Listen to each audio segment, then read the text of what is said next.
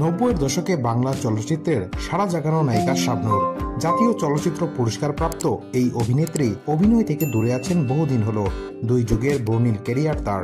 অভিনয় করেছেন প্রায় 2.5 শতাধিক চলচ্চিত্রে, তবে দীর্ঘ সময় ধরে বড় পর্দায় অনুপস্থিত তিনি। সম্প্রতি একটি সিনেমা করার জন্য অস্ট্রেলিয়া থেকে দেশে ফিরেছেন এই নায়িকা। এদিকে ঢাকায় চলচ্চিত্রের গ্ল্যামার নায়িকা পরিমণি সন্তান, সংসার আর নতুন নতুন কাজ নিয়ে বেশ ব্যস্ত সময় যাচ্ছে তার।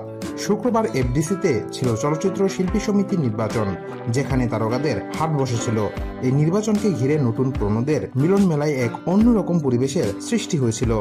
বিশেষ করে গেল কয়েক বছর ধরে যাদের এফডিসিতে দেখা যায়নি, এদিন তারাও উপস্থিত হয়েছিলেন ভোট দিতে কিংবা পছন্দের প্রার্থীর হয়ে ভোট চাইতে। তাদেরই একজন চিত্রনায়িকা শাবনূর।